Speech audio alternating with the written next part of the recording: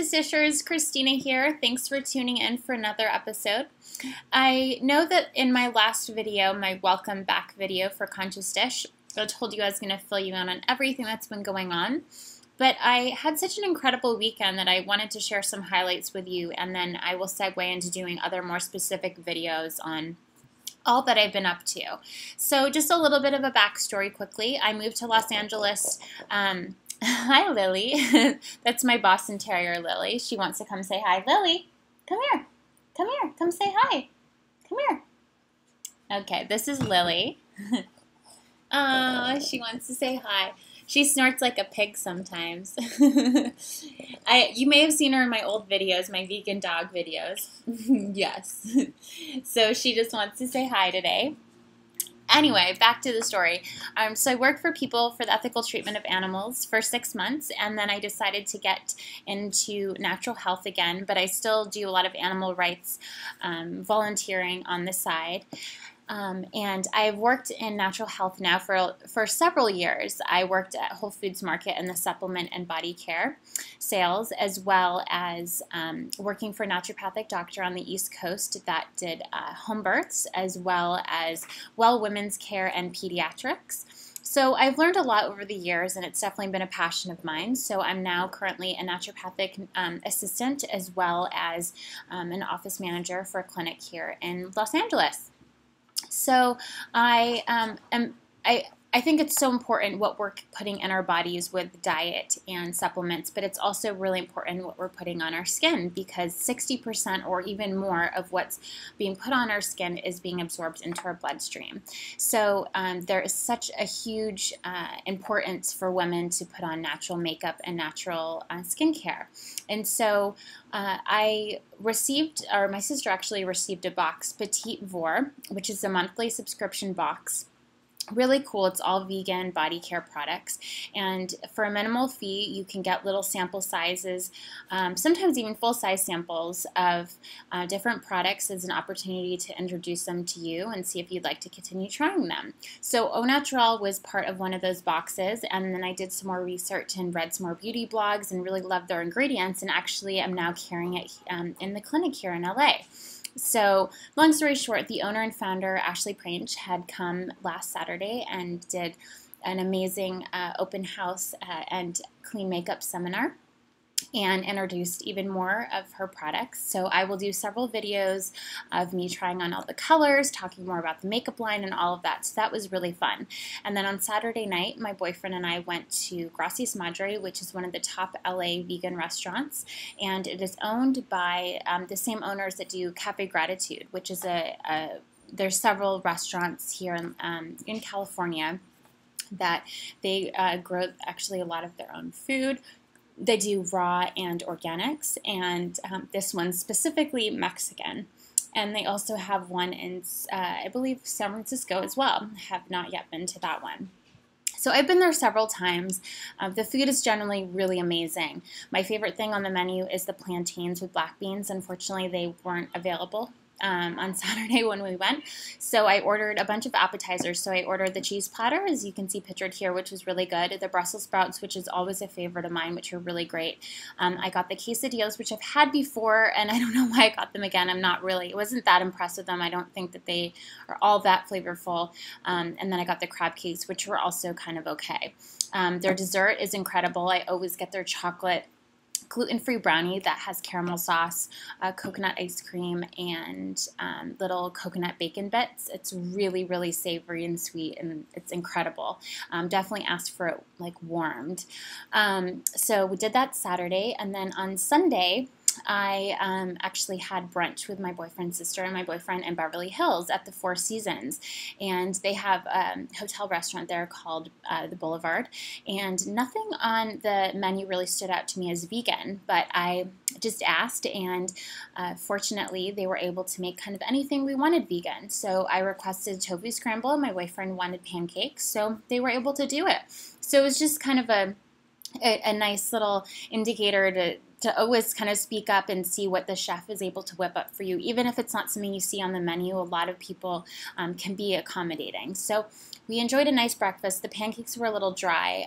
We also had, or I had a Bloody Mary, And I guess generally it's made with beef stock. So they were able to make a special vegan Bloody Mary for me. So that was awesome.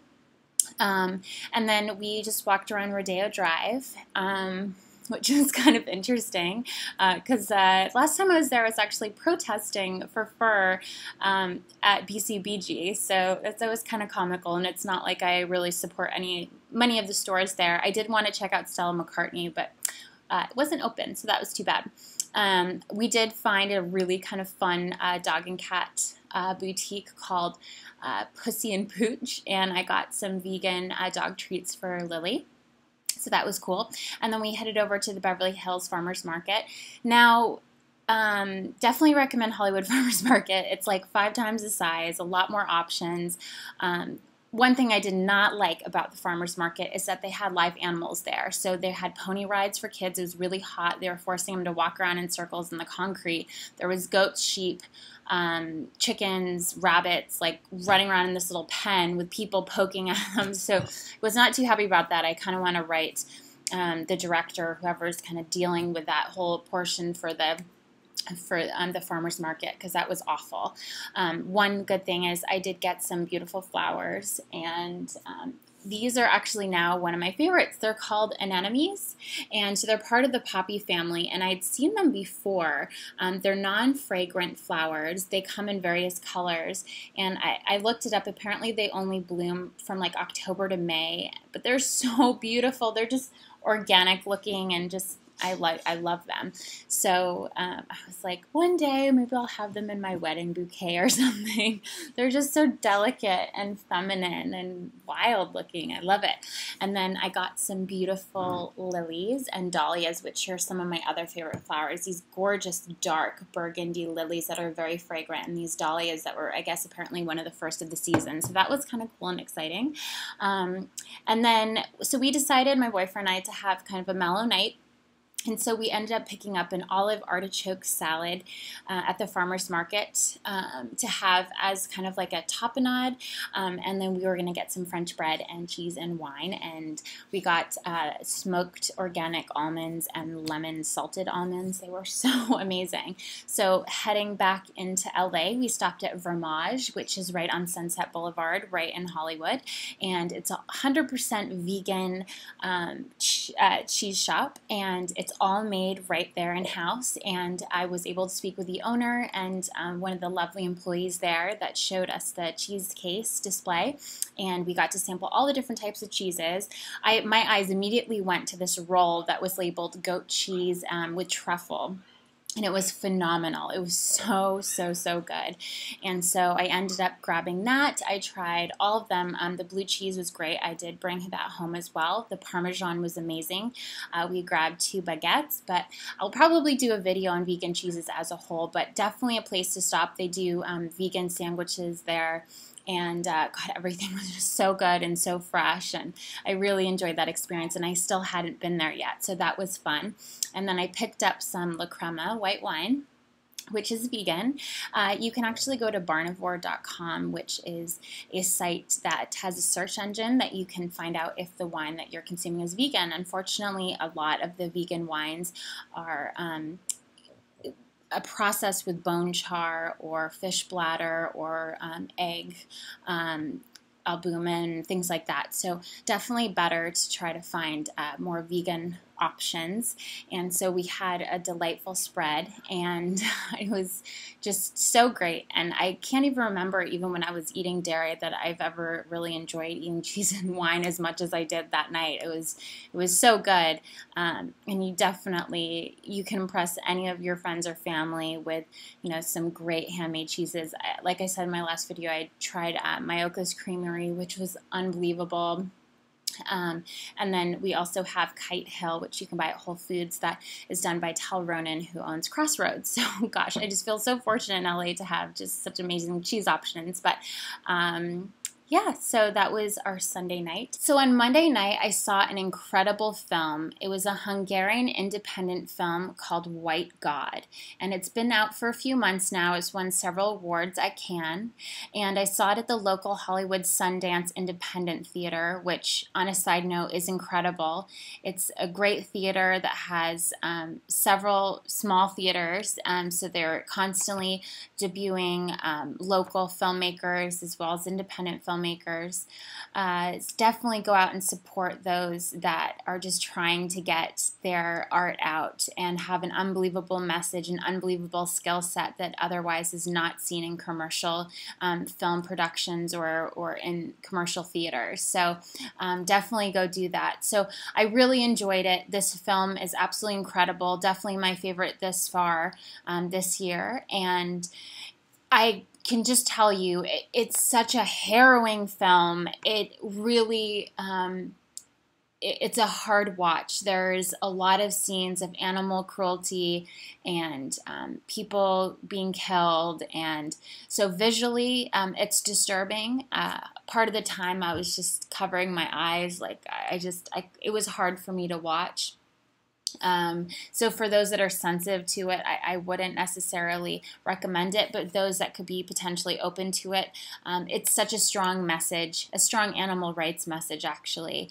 And I'll give you a quick plot line that I found online of what the movie is about, and then I'll kind of do a quick synopsis. So, failing in his efforts to find his beloved owner, an abandoned dog eventually joins a canine revolt against their human abusers. So quickly, this film is about a 13-year-old girl. Her parents are divorced. The mother has gone overseas, and the father is to take care of her for a few months. And when the father went to go pick her up, he didn't realize that she had a dog. And so she brought the dog home, who was a mutt, Hagen. And within, 5 minutes of them being there, this woman that's in the building said, you have to claim that there's a mutt in this building.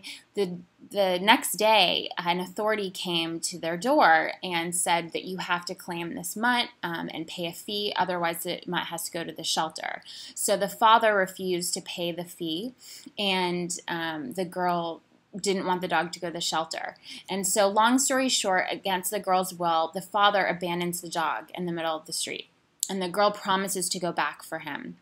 So this whole film kind of parallels her life in this kind of coming of age, this 13-year-old girl, an awkward phase. She's just lost her closest friend, which was Hagen, is, being with her father, who she hasn't really spent a long time with and has a distant relationship with, and then also about a guy that she kind of has a crush on, but likes another girl. So it's this kind of awkward storyline that you're following her and have compassion for her, and then you see Hagen's story of what happens after he's abandoned.